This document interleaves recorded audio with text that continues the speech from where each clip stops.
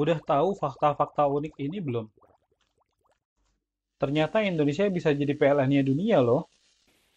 Kalau aja potensi geotermal panas bumi kita dioptimalkan. Karena 40% cadangan energi panas bumi dunia ada di sini, di Indonesia. Bisa bayangin nggak? Listrik buat hampir separuh bumi bisa dari perut bumi kita. Indonesia juga berpotensi jadi produsen utama baterai mobil listrik dunia. Kuncinya, nikel.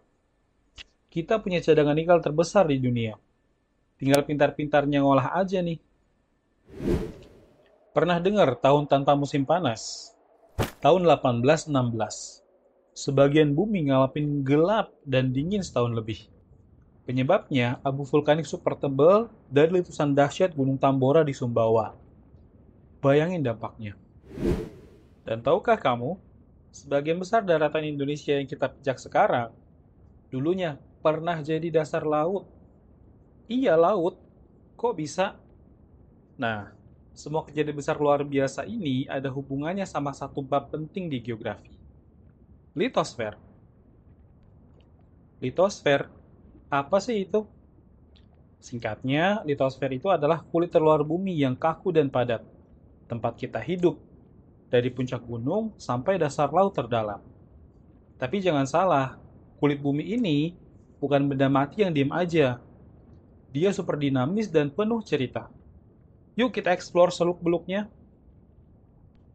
Sebelum ngomongin kulitnya, kita intip dulu isi perut bumi yuk. Bumi itu kayak kue lapis raksasa. Yang paling dalam ada namanya inti dalam. Pusatnya padat banget. Panasnya bisa sampai 5.500 derajat Celcius. Terbuat dari besi dan nikel. Bayangin, tekanan di sana gede banget. Makanya wujudnya jadi padat. Berikutnya ada inti luar. Inti luar masih panas dan logam, tapi cair. Pergerakan cairan logam inilah yang bikin bumi punya medan magnet. Inti luar kandungannya sama dengan inti dalam, tapi beda wujudnya. Inti luar cair, inti dalam padat. Berikutnya ada mantel, lapisan paling tebal. Sebagian besar materialnya padat, tapi bisa ngalir pelan-pelan kayak plastik yang dipanasin dengan suhu yang tinggi banget. Panas dari dalam mantel inilah yang jadi mesin penggerak semua kegiatan di kulit bumi. Berikutnya litosfer. Nah, ini dia kulitnya.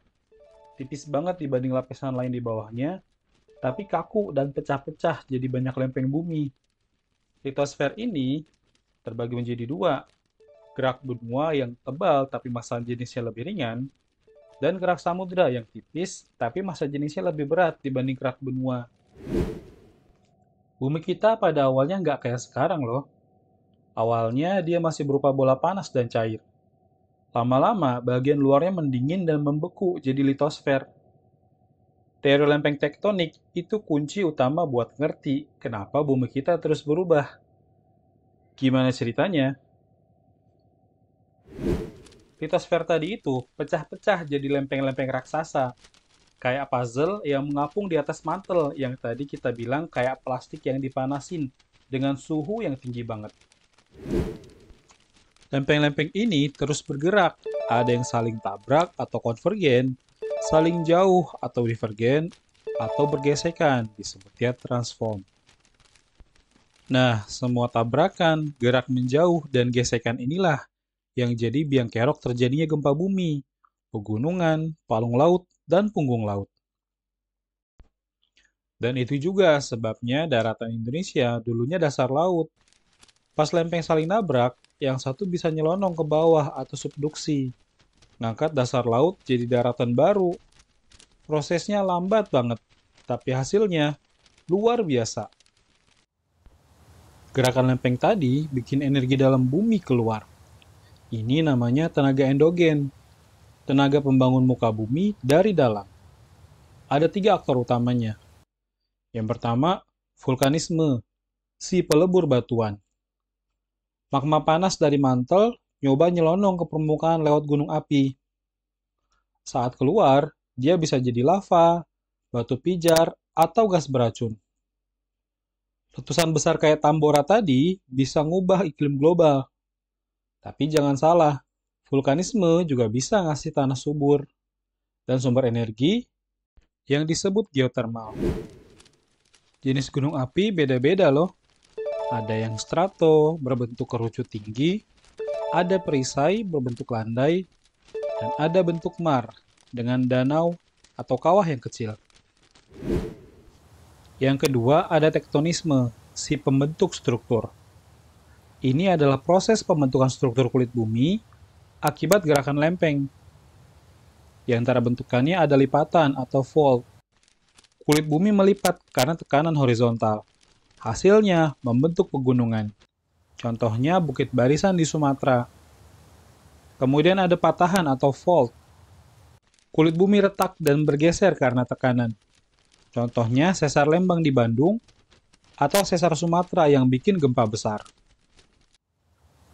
Tektonisme inilah yang bikin permukaan bumi punya gunung, lembah, dan ngarai. Prosesnya lambat, tapi dampaknya epik banget. Yang ketiga ada seisme atau gempa bumi, si penggetar. Ini terjadi karena lepasnya energi tiba-tiba waktu lempeng bergerak, patah, atau waktu gunung api meletus. Pusat gempa dalam bumi namanya hipocentrum. Titik di atasnya di permukaan namanya epicentrum. Alat ukurnya seismograf, hasil rekamannya disebut seismogram. Kekuatannya diukur pakai skala Richter atau skala Mercalli. Indonesia rawan banget gempa karena tektonisme aktif di batas lempeng. Makanya mitigasi dari persiapan sebelum, saat, dan sesudah bencana itu penting banget.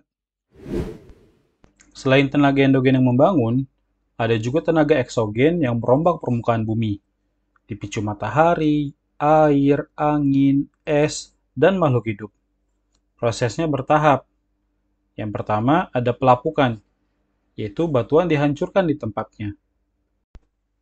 Pelapukan terbagi menjadi 3. Yang pertama pelapukan fisik atau mekanik. Ini disebabkan oleh perubahan suhu yang ekstrim atau perubahan tekanan. Sehingga batuan bisa mengalami kembang kempis karena panas dingin, atau air yang menyusup di celah-celah batuan, kemudian dia berubah menjadi es dan menekan batuan dari dalam. Yang kedua, pelapukan kimiawi. Pelapukan ini disebabkan oleh larutan, contohnya air hujan ataupun air laut.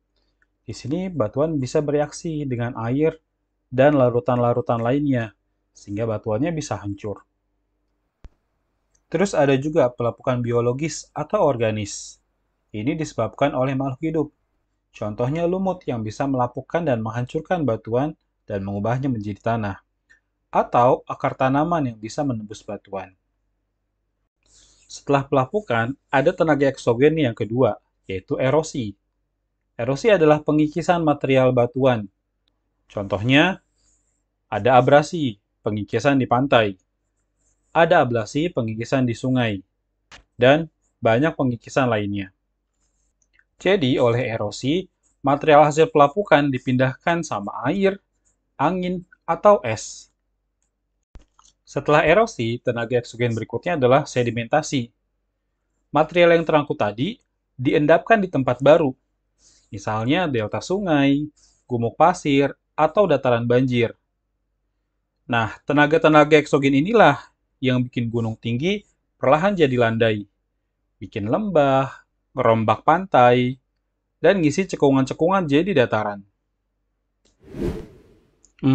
Litosfer ini bahan bakunya apa sih? Batuan. Ternyata batuan itu mengalami siklus dari magma, jadi batuan, terus jadi magma lagi. Ini dia siklus batuan. Dimulai dari magma. Semua batuan awalnya berasal dari magma. Magma keluar ke permukaan bumi saat peristiwa erupsi alias gunung meletus. Karena suhu di permukaan bumi jauh lebih dingin daripada di perut bumi, berubahlah magma ini menjadi batuan beku. Batuan beku terbagi menjadi batuan beku dalam dan luar. Batuan beku dalam terbentuk dari magma yang belum sempat muncul ke permukaan, tapi udah membeku di dalam. Contohnya granit. Kalau dia beku di permukaan, jadinya batuan beku luar.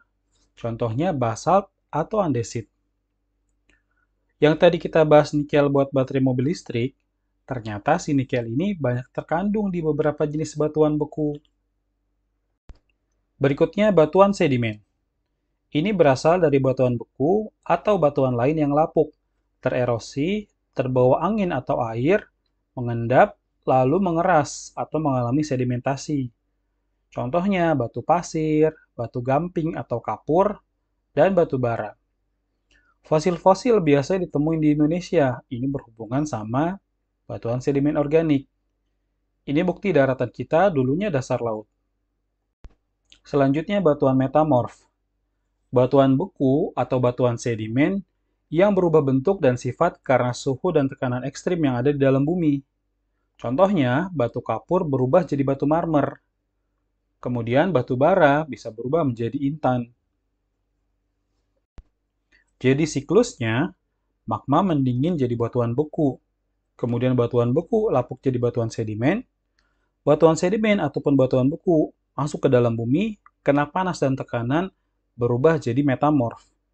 Batuan metamorf bisa meleleh lagi jadi magma, dan seterusnya. Kenapa kita nggak bisa nyaksiin langsung siklusnya? Karena ini bisa memakan waktu sampai jutaan tahun. Nah, balik lagi ke fakta unik di awal. Litosfer itu gudangnya sumber daya alam. Ada mineral logam seperti emas, tembaga, dan nikel. Ada juga mineral non-logam seperti pasir, batu gamping, dan granit. Kemudian ada sumber energi seperti batu bara, minyak bumi, gas alam, dan panas bumi yang melimpah di Indonesia. Walaupun potensinya luar biasa, tapi eksploitasinya harus bijak. Jangan sampai merusak lingkungan dan menyebabkan bencana kayak tanah longsor dan yang lainnya. Pembangunan berkelanjutan itu kuncinya. Gimana guys? Seru banget kan belajar litosfer?